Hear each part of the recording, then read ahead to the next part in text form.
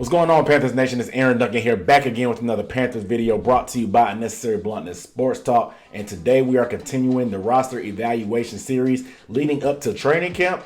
And today's position is the linebacker position. So we got to show those guys on the defense side of the ball a little bit of love. But before we get into all that, let me introduce myself because this is Unnecessary Bluntness Sports Talk. I do recap and analysis of the Panthers and some of the NFL too with live streams, podcasts, and stuff like that. So if you want to stay up to date and you want to see the rest of this series, make sure you guys are subscribed to the channel and hit the bell icon. That way you get notification every time I drop a video, and give the video a thumbs up too because it really helps my video out in the algorithm. And like I said, I've been doing the whole series breaking down the roster. So if you have not seen those previous videos and you don't want to miss any future videos, I'll link the playlist up top somewhere and I'll put the info in the description too. That way you can catch up on all that. But hey, real quick, down below in the comments, let me know how you guys feel overall about the linebacking group that we have. I know a lot of people feel like they could be the weak link because they may not be as high on everybody, but I want to know your thoughts down below in the comments before I get into it. And let me know after the video if I can convince you anything about feeling a little bit better about the group as a whole. So when I do these videos, I like to break down and talk about what's new, what's old, and what to expect. So what's new with this group, obviously, is the addition of Denzel Pearman. This guy's an undersized linebacker, but he can bring the wood. I mean, you will feel him when he brings, when he gets to the ball and tackles. You know, this guy has speed. He can hit. He's a former Miami Hurricane, of course. He used to play for the Chargers, obviously, before we brought him in. But the only issue with him is injuries and staying healthy. This guy plays a lot bigger than he is. When I say that, because he's a very undersized inside linebacker, but he hits so hard and he's so reckless with his body that maybe a guy his size and stature shouldn't be playing as hard as it is. But you got to respect the heart. You got to respect the intimidation factor that he's going to hit. And I love the addition to put him in the middle. We've been trying to find a guy in the middle. And last year we had to call him number 52, Tahir Whitehead, who was a Matt Rhule choice and a Matt Rhule favorite because he was a former player. But we know he was soft. He didn't work out that much, and he wasn't that great of a player. So it didn't really work out. But I'm glad we kind of upgraded and got Denzel Pearman. Like I said, the only thing about it is going to be him staying healthy. If he can actually stay healthy for this full 17-game slate,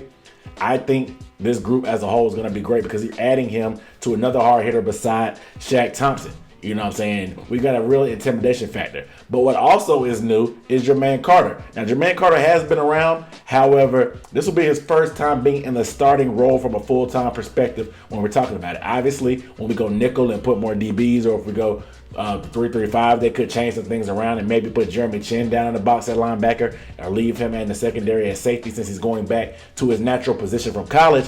But Jermaine Carter finally is getting his chance to play. We know last year the word came out that he was pretty much in the Matt Rhule doghouse. And I was unfortunate to see that the reason why Matt Rhule wasn't playing him is because him and they didn't get along. They had some kind of personal beef, which is really annoying because you would really like that. Although if he's that disrespectful, why did you decide to leave him on the roster? Okay, it's one thing to be in the doghouse. If you guys just can't get along to the point that you rather put somebody like Tahir Whitehead in there, who was clearly an issue, instead of Jermaine Carter, something's got to give. Nevertheless, I'm glad they've worked those things out, and it seems that Jermaine is finally going to get his chance. Obviously, he was part of the previous regime with Ron Rivera, so he wasn't a Matt Rhule guy, so that may be a result of what's going on there. But at the same time, you want to have the best players play on the field. And between Jermaine Carter, Denzel Pearman, and Shaq Thompson, we have three hard, heavy hitters that have speed on that side of the ball right there in that linebacking core. And you love to see it. You love that identity that we're keeping up with speed, versatility, and hard hitting all over this defense. So I'm very excited about this linebacking core. What's old with his linebacking core is Shaq Thompson. Shaq Thompson is the OG, triple OG. He's been here since Ron Rivera era, like I said, with the previous regime, and he was our former first-round pick. They did give him the bag. That was the parting gift by Marty Herney, and they had to rearrange his contract and kick some money down the line. Now, there's a lot of pressure on Shaq because, like I said, he's been around the longest, and I love Shaq. I'm a big fan of Shaq. A lot of fans don't really think he's living up and earning that money. Nevertheless, I think we had to pay Shaq just because you needed some resemblance of a veteran leadership when you brought in the new regime with Matt Rhule and you wanted to turn over a new league going forward. Nevertheless, he has a couple more years left on that contract, and I want to see Shaq Thompson take a step. Now that he's not going to be playing on the inside anymore, he's going to have Denzel Pearman to run with, and we have like I said, we have a lot more new players around him. Shaq Thompson's not going to be counting on so much to be that much of a leader. We have some other veterans with him that can help. Now, you still want to count on him to be a leader, just like I said, just because he's been around this franchise for so long. But I really think Shaq can take another step. A lot of people are skeptical because of his coverage skills, and sometimes he didn't always wrap up. He would just try to make the big hit, and sometimes he always seemed to step slow. But I'm hoping that with more addition of speed around him and more versatility,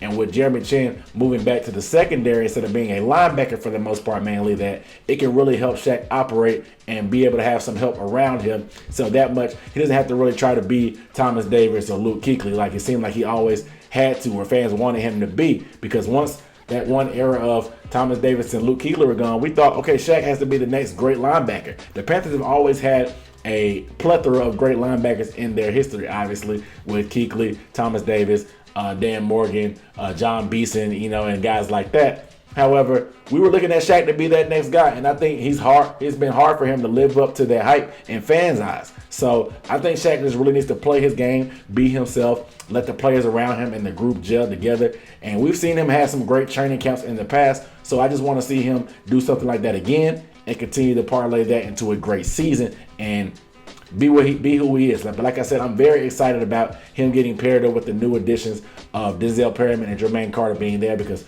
we got some heavy hitters that's going to lay the wood and intimidate and make these guys think twice about coming across the middle or trying to run the football at them. With that solid D-line we have in front of them, I want to see Shaq have a bigger year this year when it comes to being more involved in making tackles in the run game and stuff like that, sideline to sideline, using that speed. So I'm here for it, man. And like I said, I've done some breakdowns on Shaq, and I'm a big fan of Shaq. I'll probably link that video up here too. But I think Shaq can step up and get even better. I think he has another level he can reach, and I'm hoping that he does that this year and proves me right. So what are my expectations for this linebacking core? Now, each one of them I have different things. Shaq, I expect him to step up and improve his coverage skills. Denzel Pearman, my expectations for him, I want to set him a goal of playing a full 17-game season. Like I said, he's never played a full season, and he's a good player when he's available to play. He just gets injured at times, and that's one of the reasons why he couldn't hang around in LA with the Chargers. Now, Jermaine Carter, in his first year as a full-time starter, I want to see him get more experience and be a smarter player. Sometimes last year he would just be so jacked up because he was so excited to get his first time playing. He committed some penalties sometimes, but we've seen what he can do. He can make plays, he can make big hits, and he's a guy that's high energy. He's really excited about football. You can just tell about how he's been talking on Twitter and stuff that he's really excited about playing the game of football, and he loves to play. So I want to see him show what he can do now that he has that time, and I want to see him if he can adjust to the game speed of actually being a full-time starter and being dependent on week in, week out to make plays for this defense. So I expect all of them to be able to lay that wood. And like I said, I keep saying about hard hitting and the intimidation factor and the speed. I want to see sharp, crisp tackling, bringing guys to the ground, but I also want to see big impact plays that really make statements and show how stout of a defense this is, because I have very much confidence in our defensive line. So I think we have the big boys inside with Daquan Jones and Derek Brown that can keep these linebackers clean, so they can be able to run sideline to sideline and stay in their gaps and fill gaps and stay in, and maintain gap integrity when it comes to the running game, because that was a big factor for us last year. Missed tackles and gap integrity. So missed tackles, obviously you guys know what that is, but gap integrity is just when teams are running the zone, instead of trying to just chase the ball, you stay in your gap that you're assigned to and you stay disciplined, don't get out of that gap, and when the play comes to you, you make the play accordingly when it happens. So I just want to see those guys stay disciplined in this Phil Snow scheme in year 2 and be the group that I believe they could be. Like I said, a lot of people think they may be the weak link because they know how good our D-line has the potential to be, and they really like what we did in the secondary when it comes to J.C. Horn, Dante Jackson, and A.J. Bouye. And they don't have as much confidence in the linebackers, but I believe in these guys, and I think they can step up and make it do what it do. So like I said, you guys let me know down below in the comments how you feel about this linebacker group. Are you feeling good, bad, sad, indifferent? Do you think they're going to be the weak link? What do you think they're going to do? You think they're going to be able to pull their weight? What are you expecting from these guys? Let me know down below. Without further ado, man, I'm signing off. I'm Aaron Duncan here with the Necessary Bluntness Sports Talk. I'll see you next time. Peace.